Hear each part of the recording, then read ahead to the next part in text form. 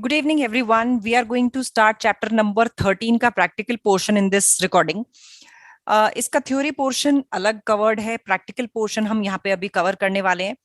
तो हम यहाँ पे ये देखेंगे कि कैसे एक इंडिविजुअल अपने टैक्स पेमेंट के अमाउंट की कैलकुलेशन करता है, क्या ड्यू डेट होती है, क्या पेनल्टीज उस पर लग सकती हैं या फिर क्या इंटरेस्ट चार्ज किया जा सकता है. So I will begin with the first thing, the first concept, POAs, यानी कि payments on account.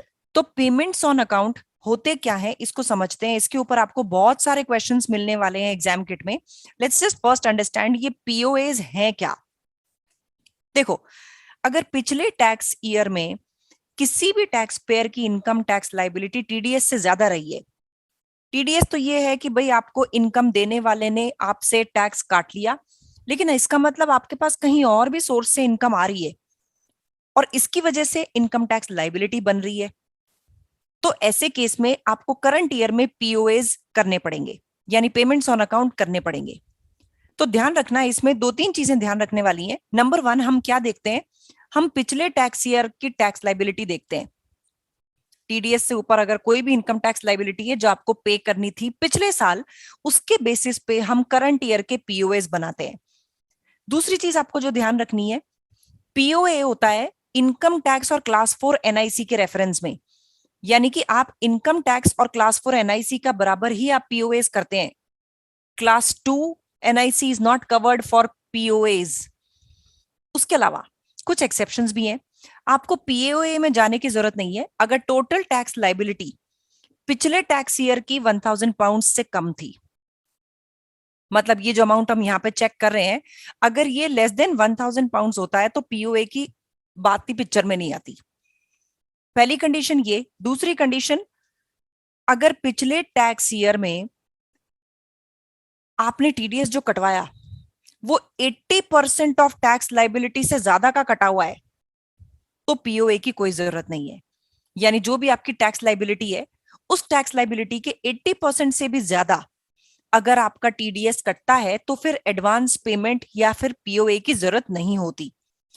Now the question arises, अब ये पीओए है क्या. तो अभी हमने यहाँ पे देखा, आपकी जो भी टोटल टैक्स लाइबिलिटी आएगी पूरे साल की, उसमें से आप माइनस कर देते हैं पेई, यानी कि tax deducted at source.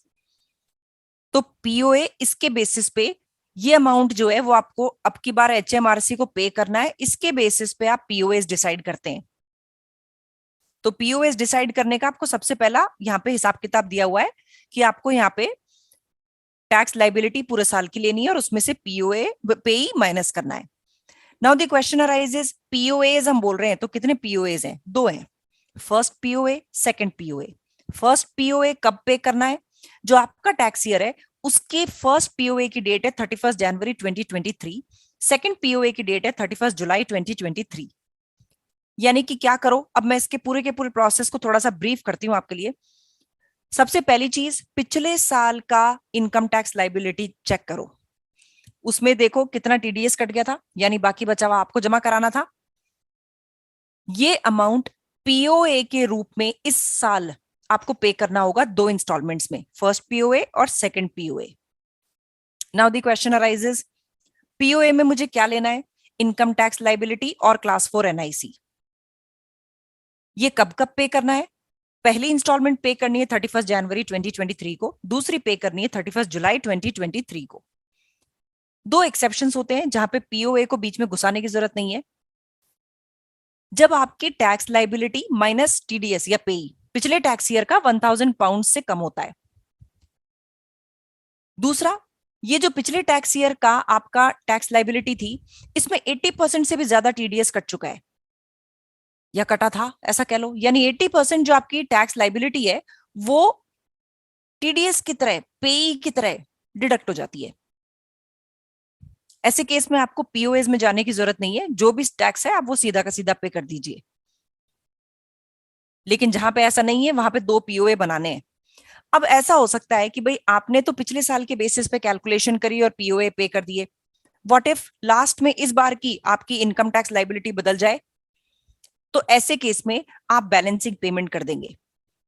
Balancing payment की डेट होती है 31 जनवरी 2024 आपके टैक्स ईयर के लिए. आपका टैक्स ईयर खत्म हो जाएगा 23 में. 31 जनवरी 24 बैलेंसिंग पेमेंट होता है, जब जो भी बचा हुआ टैक्स है वो आप पे कर देते हैं।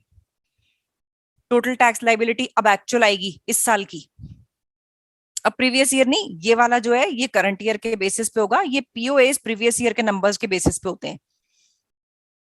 और इसमें आप सारे टैक्सेस लेते हो, you take all taxes, class 2 class 4 CGT सब कुछ, जबकि पीओएस के केस में हम सिर्फ इनकम टैक्स और क्लास 4 एनआईसी लेते हैं, इसका ध्यान रखना। बैलेंसिंग पेमेंट कितना होता है, आपने टोटल टैक्स निकाल लिया, उसमें से कितना टीडीएस है, कितना पीओए आप पे कर चुके हैं दोनों इंस्टॉलमेंट में, जो भी बचा हुआ है वो 31 जनवरी 24 को पे कर दो। ठीक है, तो ये तो आता है आपका पीओए का कॉन्सेप्ट। एक इसका क्वेश्चन प्रैक्टिस कर लेते हैं सॉरी, एक इसका क्वेश्चन प्रैक्टिस कर लेते हैं। Roderick is required to make POAs of his tax liability for the tax year 22-23. His income tax liability for the tax year पिछला साल 5100 थी, जिसमें से 1250 पेई के थ्रू कलेक्ट किया गया था। तो अगर मैं पीओएस की बात करूं, 5100 में से 1250 ये कलेक्ट कर लिया गया था, बचा 3850। ये 3850 के पीओएस बनाने होंगे। अब एक बार कंडीशन चेक कर लो, पिछले साल का टैक्स माइनस पे, is it more than 1000 pounds? Yes, it is more than 1000 pounds. दूसरा, आपका ये था टीडीएस, 5100 के 80% से ज्यादा टीडीएस अगर कटा है तो फिर पीओए की जरूरत नहीं है। तो एक बार देख लेते हैं 5100 का 80% कितना आता है। अगर इससे ज्यादा टीडीएस कट गया है ना, तो फिर हमें पीओएस इस साल नहीं करने हैं। तो मैं कैलकुलेट करती हूँ, ये आ रहा है 4080। तो यार ये तो बहुत कम था टीडीएस। तो 5100 का 80% अगर टीडीएस होता या पेई होता तो मुझे इस साल पीओएस में जाने की जरूरत नहीं थी, लेकिन ये तो पेई तो बहुत कम है, इसका मतलब पे इसमें पीओएस चाहिएंगे। तो 3850 के अमाउंट के दो पीओएस क्या बनेंगे, आपका फर्स्ट पीओए 3850 डिवाइड बाय 2 का, मतलब आधा आधा, दूसरा पीओए 3850 डिवाइड बाय 2 का। और इनकी ड्यू डेट्स क्या होंगी, आप पहला वाला तो पे करेंगे 1 जनवरी 2023 को, और दूसरा वाला पे करेंगे 31 जुलाई 2023 को। ये आपके दो पीओएस की डेट्स होंगी और अमाउंट्स होंगे। इसका एक एग्जाम्पल और प्रैक्टिस कर लेते हैं। Continuing the example of Roderick from above, you now learn that his final liability for the tax year is 7629. Out of this amount, 1635 has been collected through pay. State the total amount by Roderick on 31st January, यानी balancing payment पूछ रहा है basically वो। तो क्या है, balancing payment के लिए 7629, अब उसकी फाइनल लाइबिलिटी आई। आपने दो पीओएस पे किए थे, 3850 डिवाइड बाय 2, 3850 डिवाइड बाय 2 के, तो मैं टोटल 3850 यहां से माइनस कर दूं, वरना तुम पीओएस ऐसे माइनस कर देना, दो पीओएस, पीओए 1 एंड पीओए 2। उसके अलावा इसमें से पेई कितना डिडक्ट हुआ है, 1635। ये बचा हुआ जो होगा ये कहां जाएगा, this will be balancing payment. ये कब पे होगा, 31 जनवरी 2024 को। तो इसने ये बोला टोटल अमाउंट पेएबल ऑन 31 जनवरी, यानी कि ये पूछ रहा था कि बैलेंसिंग पेमेंट बता दो भाई कितना पे होगा। And what the payment relates to, this relates to balancing payment. ठीक है, so this is how you need to compute this. अच्छा, अब एक चीज और, ये तो अपन ने बैलेंसिंग पेमेंट बोला किस साल के लिए, टैक्स ईयर 22-23 के लिए। This is for tax year 22-23। लेकिन तुम्हें ध्यान है पीओएस की डेट में एक डेट तो जनवरी आती है, यानी टैक्स ईयर 23-24 के लिए पहले पीओए की डेट होगी 31 जनवरी 2024। इसके लिए फर्स्ट पीओए की डेट होगी 31 जनवरी 24, दूसरी डेट होगी 31 जुलाई 24। तो इसने बोला है कि भाई कौन सा पेमेंट करेगा वो 31 जनवरी को, तो 31 जनवरी को वो एक पेमेंट तो करेगा बैलेंसिंग पेमेंट टैक्स ईयर आपके वाले का, और दूसरा करेगा फर्स्ट पीओए कौन से साल का, नेक्स्ट साल का। करेक्ट। तो नेक्स्ट साल के पीओए का कैलकुलेशन अब हमें करना है। नेक्स्ट साल का पीओए किस साल के बेसिस पे होगा, हमेशा प्रीवियस ईयर के बेसिस पे होता है। तो अगले साल के लिए प्रीवियस ईयर कौन सा हुआ, तुम्हारा वाला साल। इसका मतलब 7629 माइनस जो भी टीडीएस था 1635, ये जो अमाउंट आएगा, ये ये रहा, ये जो अमाउंट आएगा आप ये पे करेंगे एज पीओएस। तो आप इसके पीओएस कैसे करेंगे, इसके दो टुकड़े करो, डिवाइड बाय 2, 5994 डिवाइड बाय 2, ये पे करो 31 जनवरी को, और 5994 डिवाइड बाय 2 पे करो 31 जुलाई को। This is how you will make the payment. यानी कि आप 31 जनवरी 24 को दो पेमेंट्स करने वाले हैं। पहला balancing payment for tax year 22-23, दूसरा first POA for the tax year 23-24। ये इसने क्वेश्चन में पूछा था। ये देखो, ये इधर से आ रहा है, और ये जो अपन ने निकाला ये आधा ये है, ये वाला। तो टोटल 5141 का टोटल टैक्स पेएबल कर लेगा वो। इस क्वेश्चन को मैंने रिकॉर्डिंग में डाल लिया, फोटो खींच के इसको एक बार प्रैक्टिस कर लेना। आगे बढ़ते हैं। अब एक बार एग्जाम किट भी देख लेते हैं कि एग्जाम किट में पीओएस के क्वेश्चंस किस तरह के होते हैं। बड़े इजी से होते हैं, तो घबराने वाली बात नहीं है। Abdul's tax liabilities for the tax year 21-22 and 22-23 are as follows। दोनों सालों के दे दिए, इनकम टैक्स आपको दे दिया, क्लास 4 एनआईसी और कैपिटल गेन टैक्स लाइबिलिटी दोनों सालों की दे दी। What POA will Abdul have to make on 31st July 23 in respect of his tax liability for the tax year 22-23? तो साहब 22-23 के लिए 21-22 की पहले तो लाइबिलिटी देखो। तो 21-22 की आपका इनकम टैक्स और क्लास 4 एनआईसी क्या थी, 300 प्लस 320, 620 थी। 620 के बेसिस पे आप पीओएस बनाएंगे, लेकिन ये तो लेस देन 1000 पाउंड्स है। यानी कि जब पिछले साल में 1000 पाउंड्स तक इनकम टैक्स और क्लास 4 एनआईसी है, तो फिर यहाँ पे आपका पीओए बनेगा ही नहीं करंट ईयर में। The answer should be D. ठीक है, अच्छा क्वेश्चन है ये। आगे बढ़ते हैं। अब क्या होता है जी, आप टैक्स पे करने निकले हो सकता है कुछ लॉ आपको ढंग से समझ में नहीं आया, या फिर कोई डिडक्शन गलत क्लेम कर लिया, जिसकी वजह से आपकी रिटर्न में मिस्टेक हो गई और आप थोड़ा सा टैक्स ज्यादा पे कर बैठे। Now you can claim back the access payment. उसकी टाइम लिमिट होती है 4 years from the end of the tax year concern. जिस टैक्स ईयर के रेफरेंस में या जिस टैक्स ईयर से रिलेटेड आप रिफंड क्लेम कर रहे हैं, 4 साल के अंदर अंदर, उसके एंड से 4 साल के अंदर अंदर आप इसका क्लेम कर लीजिए।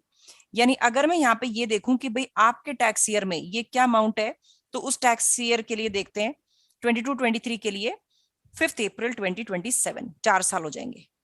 ठीक है, तो ये क्लेम के लिए बस तुम्हें 4 साल का पीरियड याद रखना है। अच्छा, अब क्या होता है, पीओएस पे करने हैं, ठीक है।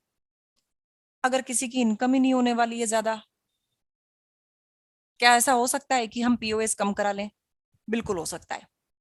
अगर टैक्स पेयर को ये लगता है कि भाई मेरी इस बार की एक्चुअल इनकम और क्लास 4 एनआईसी ये पिछले साल से कम रहने वाली है, तो आप एचएमआरसी को एप्लीकेशन लिखिए और उनको बताइए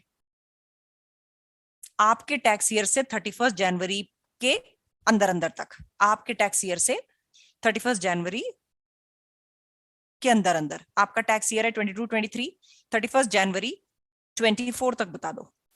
ठीक है, जैसे अब इसका ना एक क्वेश्चन ये लेते हैं, Eva's income tax liability and class 4 NIC for the tax year 22-23 are 4840. Her income tax liability and class 4 NICs for the previous year were 6360. आ गई वही बात, पिछले साल से आपकी अब की बार वाले income tax plus class 4 NIC कम है। तो डिपार्टमेंट तो कहता है भाई 6360 डिवाइड बाय 2 के हिसाब से तू पीओए दे, लेकिन क्या ईवा अप्लाई कर सकती है एचएमआरसी को कि please reduce my claim, my POA का amount? Yes, she can do that. What is the lowest amount to which EVA could make a claim to reduce each of her POAs for the tax year 22-23 without being charged interest? मतलब interest charge करे बगैर, what is the lowest amount which she can claim to reduce? तो basically वो 4840 के basis पे ये कितना आता है 2420, वो इतना तक पीओए कम करवा सकती है। मतलब कि वो कितना क्लेम करे कि मेरे पीओए रिड्यूस करके यहां तक ले आओ, तो कहां तक ले आओ 2420 तक। देखो इसकी ना लैंग्वेज बड़ी डाइसी सी है। What is the lowest amount to which Eva could make a claim, मतलब ईवा को क्लेम करना है एचएमआरसी को कि उसकी पीओए को आप रिड्यूस कर दो। लोएस्ट अमाउंट किस तक रिड्यूस किया जा सकता है, 2420 तक किया जा सकता है। Answer is D. ठीक है, सो इस तरह के क्वेश्चन में थोड़ा सा इंग्लिश का ध्यान रखना, ये इंग्लिश में गड़बड़ कर रहा है। अब क्या किया आपने, पहले तो एचएमआरसी से क्लेम कर लिया कि भाई मेरा तो ये इनकम इस बार इतनी नहीं रहेगी, प्लीज मेरे पीओएस कम कर दो आप। Now suddenly what happened is, अब आपका जो क्लेम था वो गलत प्रूव हो गया, आपकी इनकम तो ज्यादा निकली। तो क्या करेगा एचएमआरसी, बख्शेगा थोड़ी, इंटरेस्ट लगा देगा। जो भी आपने पीओएस कम पे किए, जो भी whatever tax has been underpaid, उसके ऊपर आप पे इंटरेस्ट चार्ज कर देगा और पेनल्टी और चार्ज करेगा। बट पेनल्टी के केस में हमेशा ध्यान रखना, एचएमआरसी ये देखता है कि क्या ये एरर जानबूझ के किया गया है या गलती से हुआ है। So that is always to be seen. अब हम जब गलतियों की और पेनल्टी की बात कर रहे हैं तो चलो इंटरेस्ट और पेनल्टी की बात भी कर लेते हैं। ध्यान रखना डिपार्टमेंट आपको क्या देगा, जब आपको डिपार्टमेंट रिफंड देगा तो 0.5% पर एनम के हिसाब से वो आपको रिफंड देगा। आपसे चार्ज करेगा जब आप डिले करेंगे, यानी पेमेंट आप लेट करेंगे टैक्स का, तो आपको और इंटरेस्ट देना होगा। कैसे इंटरेस्ट दिया जाएगा, amount which is actually paid और amount which should have been paid, यानी अमाउंट आपने कुछ कम दिया है ना, उसके ऊपर ब्याज लग जाएगा। जैसे इलस्ट्रेशन 3 देखते हैं। A taxpayer pays POAs for the tax year on 31st March 2023। तो आपको पे कब करना था भाई साहब, पहला पीओए आपको पे करना था 31 जनवरी को, यानी आपने फरवरी और मार्च 2 महीने की डिले कर दी। दूसरा आपको पे कब करना था, 31 जुलाई को, ये पे कर रहे हो आप 31 अगस्त को, यानी कि 1 महीने की डिले कर दी।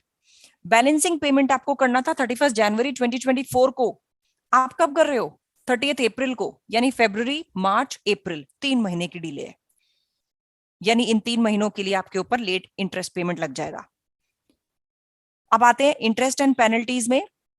पेनल्टीज पे, ये तो इंटरेस्ट की तो हमने बात कर दी, अब पेनल्टीज की तरफ आते हैं। तो ध्यान रखना पेनल्टी कभी भी पीओए के केस में नहीं लगती, बाकी केसेस में लगती है, यानी फाइनल पेमेंट ऑफ टैक्स के केस में लगती है। अब आप ये चेक करना आपने पेमेंट ऑफ टैक्स कितना लेट किया है। अगर डिले 1 महीने से भी ज्यादा है तो 5% of tax, that is the penalty. अगर 6 महीने से भी लेट तुमने टैक्स पे किया है, ये तो लगेगी लगेगी प्लस 5% और लगेगी। अगर आपने 12 महीने से भी ज्यादा लेट कर दिया है तो ये दोनों 5 और 5 तो लगेंगी लगेंगी, एक और 5 आके लग जाएगी, यानी एडिशनल है, ये ध्यान रखना, टोटल 5 नहीं है। अब एक तीसरा एक और नया कॉन्सेप्ट आता है, डिस्क्लोजर ऑफ एरर। ये क्या होता है, इसमें ना दो टेक्निकल वर्ड्स यूज करते हुए तुम्हें दिखेंगे, प्रॉम्प्टेड एंड अनप्रॉम्प्टेड। एरर या तो प्रॉम्प्टेड हो सकता है या अनप्रॉम्प्टेड हो सकता है। ये अनप्रॉम्प्टेड क्या होता है, अनप्रॉम्प्टेड मतलब जहां पे मासूम होता है टैक्स पेयर और वो चल के आके डिस्क्लोजर कर देता है, उसके दिमाग में ये बात बिल्कुल नहीं होती है कि एचएमआरसी ने इस एरर को पता लगा लिया होगा, मतलब वो बिल्कुल मासूमियत में।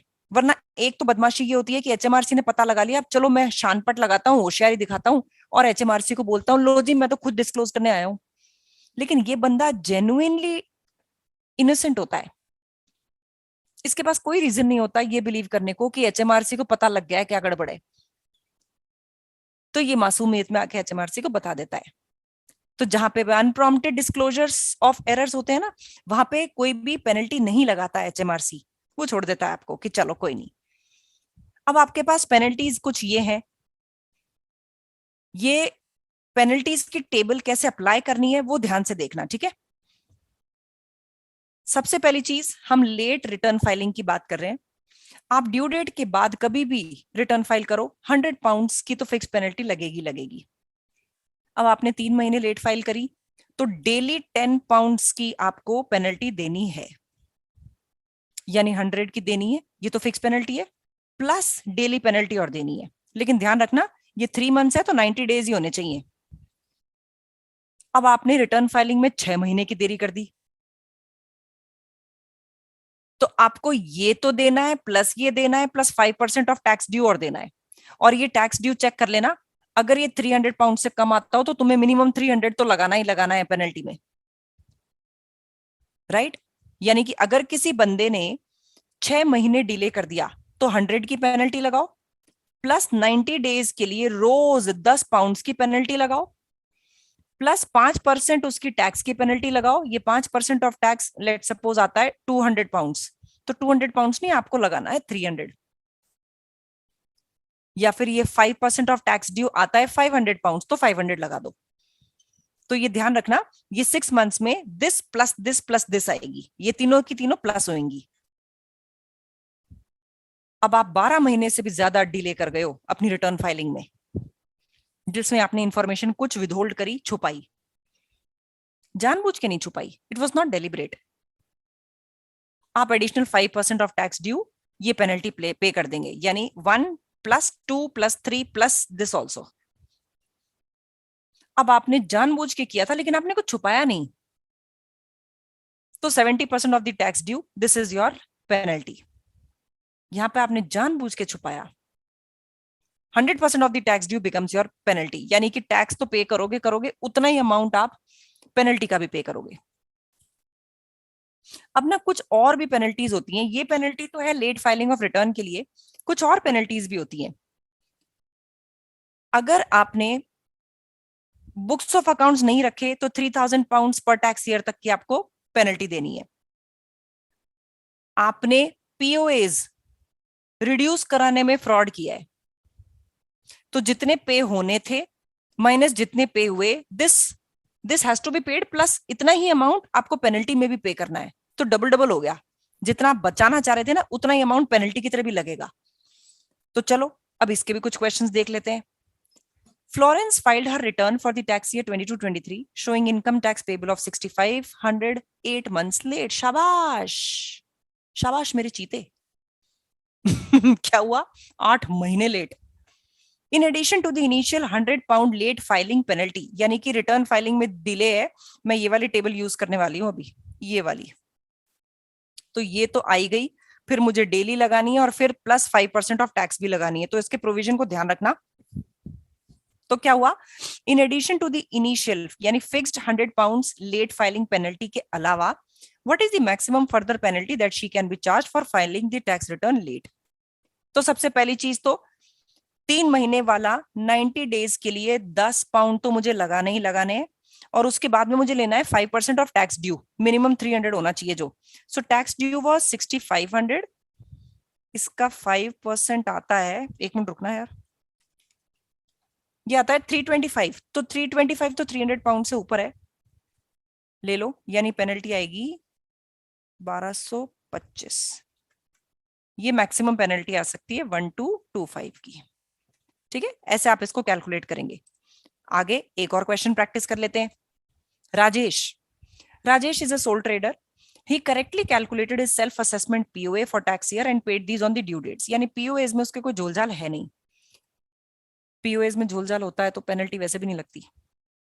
Rajesh paid the correct balancing amount of 1200 for the tax year, लेकिन कब पे किया देखो, 30 जून 2024 को।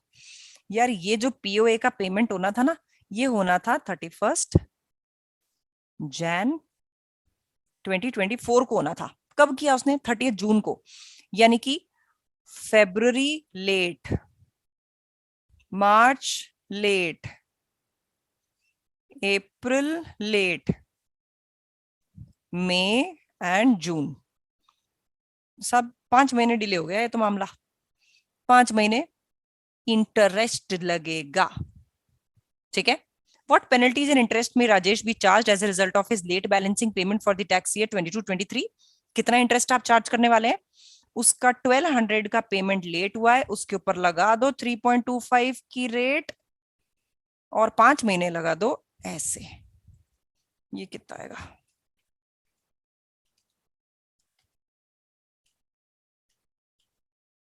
ये आ रहा है 16 पाउंड आ रहा है, तो 16 पाउंड का तो ये आ रहा है। लेकिन अब ध्यान रखना, पीओएस में अगर गड़बड़ होती है तो आप पेनल्टी नहीं लगाते हो, लेकिन यहाँ तो इसने फाइनल टैक्स पेमेंट में गड़बड़ करी है तो पेनल्टी लगेगी। पेनल्टी ये 3 महीने से ज्यादा के बेसिस पे लगानी है हमें, तो 3 महीने से ज्यादा के बेसिस पे आंसर ये होना चाहिए यार, 16 वाला आंसर शुड बी डी। पर चलो फिर भी चेक कर लेते हैं। इसने बोला लेट बैलेंसिंग पेमेंट के लिए, अच्छा लेट रिटर्न फाइलिंग नहीं थी, तो बैलेंसिंग पेमेंट है, तो सीधा सीधा अपन इसमें 5% ऑफ टैक्स लगा देते हैं। टैक्स पेमेंट अगर डिलेड है तो 5% आप उस पर इंटरेस्ट लगाओगे, 5%। और वो भी मोर देन 30 डेज लेट हुआ तो दिस शुड बी, इसका क्लॉज लिख लेना यार। इसमें पेनल्टी लगती है जहां पे आपका बैलेंसिंग पेमेंट 30 डेज से लेट हो रहा है, then the penalty would be 5% of the tax due. ये जो भी आएगा ये 60 आना चाहिए, so the answer is D.